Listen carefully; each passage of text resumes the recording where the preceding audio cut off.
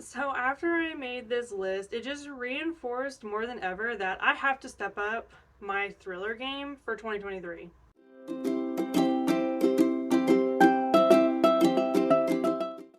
Hi, hello, and welcome back to my channel. My name is Alex, and today we are talking about my favorite thrillers that I read in 2022.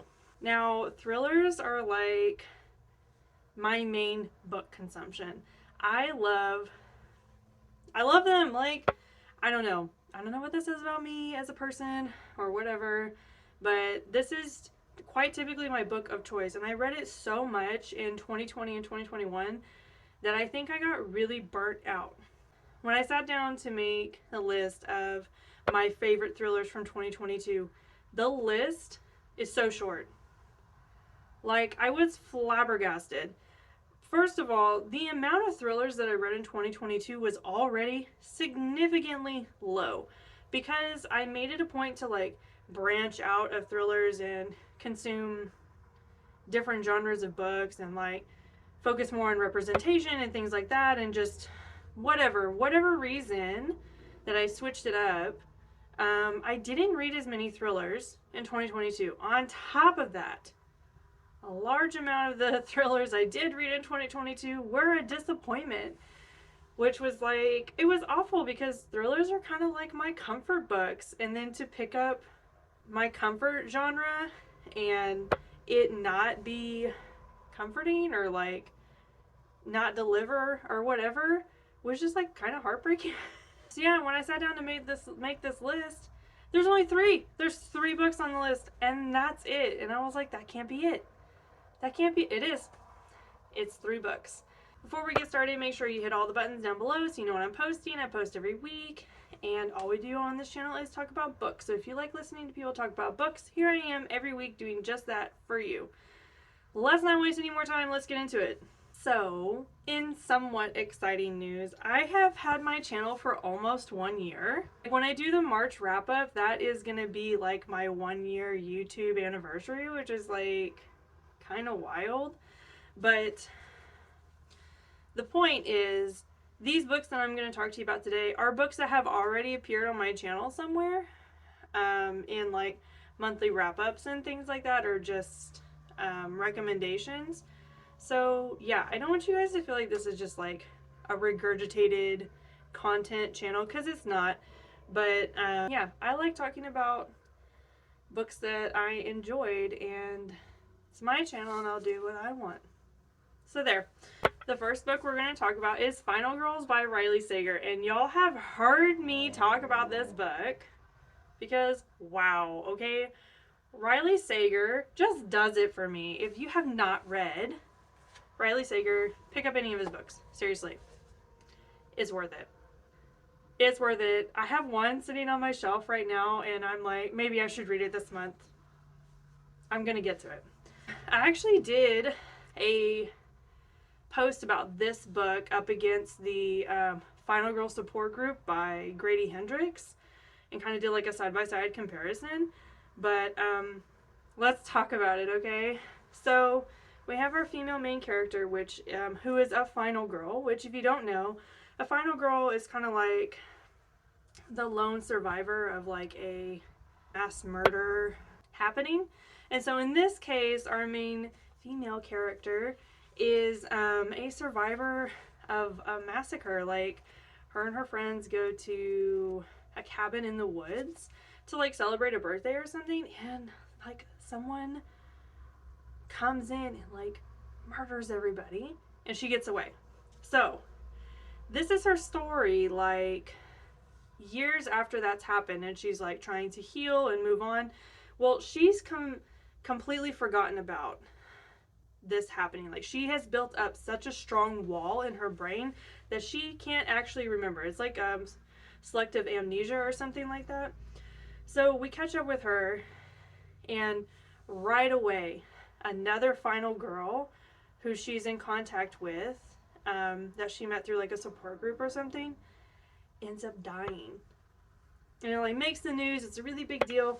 And so all of a sudden, all this stuff that was in her past that she was done dealing with or had shut away is now like crowding in.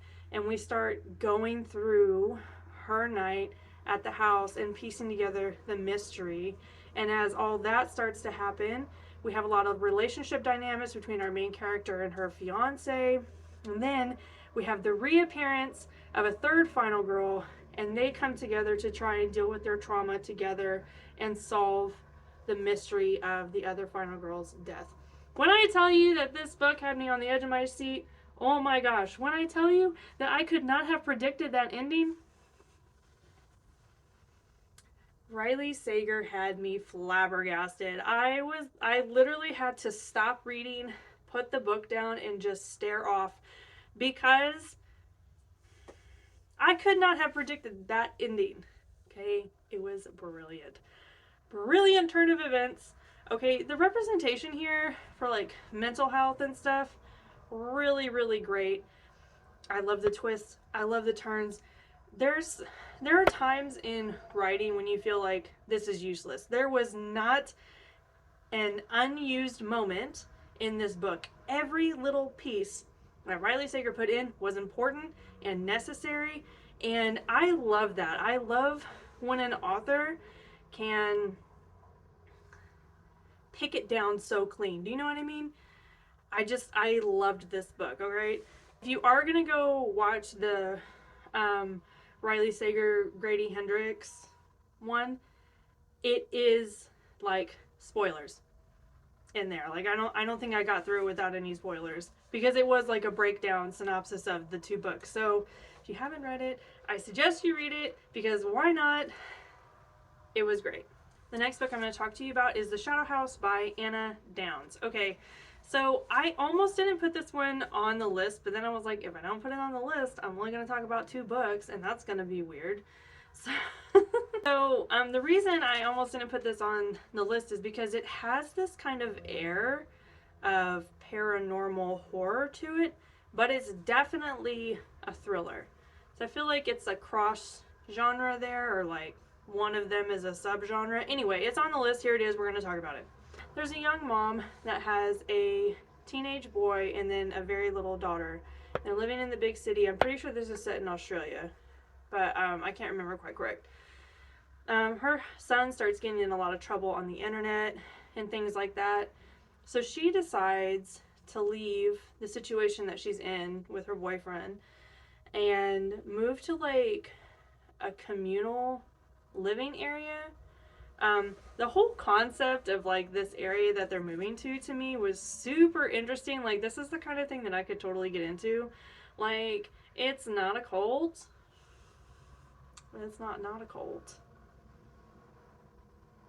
There's a very fine line between commune and cult, okay? And this book is on the line. It's on the line, okay? Which y'all know about me and cults. So, yeah. There's a lot of draw already to this. There's a lot of myths and stuff about this old house that sits on the top of the hill, which is the house that's on the cover. And the kids really talk about it, and you feel like at the beginning it's just kids making up stories and stuff, you know, about this old farmhouse. And then we start getting flashbacks to what actually happened on the farmhouse and what's happening now in real time.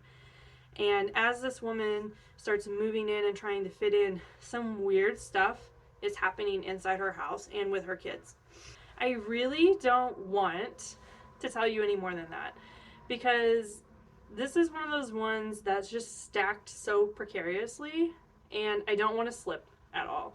I will tell you, there were some moments in this book that I just couldn't get on board with, and there were a few loose ends that didn't actually pertain to the story, but I hate loose ends. Like this is like my biggest gripe about books.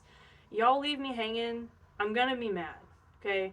So there were some things that we just didn't explore very deeply, and I didn't appreciate that. This still got a really high rating from me because it delivered, okay? The storyline was really good. It had this really nice thriller, paranormal horror edge to it. We kind of got this like communal, cultish feel going on. There was just a lot of really cool stuff happening. Yeah, the ending, I couldn't. When everything is revealed and comes out, I was just aghast. couldn't believe it. Like, this book, like, for its faults, it still delivered for me. It still was really good. Okay, the last book we're going to talk about today is One by One by Ruth Ware, which this was like one of the last thrillers I read in 2022. I think it was in my December lineup.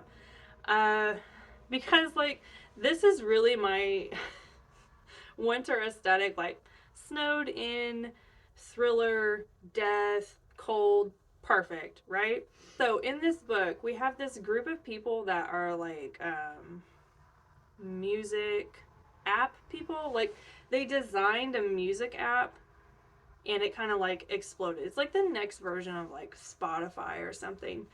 And there's a lot of discourse in the CEO, CFO, upper management, right? So they're like, let's all go on like a little vacation, relax, and we'll deal with the animosity in the group. We'll confront our problems. We'll fix everything. It's going to be great, right? Right? So they decide to rent this chalet. I'm pretty sure that's not how you say it, but that's how I read it, and I haven't looked it up. Anyway, they go up there, top of the mountain, and they're like, let's get started. So we're getting stories from the group, the tech group, and then we're also getting a perspective of someone that's working at the place where they're all staying. So she has an interesting past that we break down throughout the book. Once the group comes up, immediately a snowstorm is like on the way. They decide to go skiing anyway, and the CEO, the co-CEO of the company, ends up missing. Then they all get snowed in, and then one by one, they start dropping like flies, okay? And they quickly realize none of this was an accident, everything was planned, and they're probably not all gonna get out alive. Perfect premise, really great setup, like, really good. Okay, Ruth Ware is always a favorite of mine. Like, I really like her stuff. Usually, I have not read one Ruth Ware book that I could give the 5 stars to. Unless, I might have given Mrs. Westaway a 5-star read. I can't remember.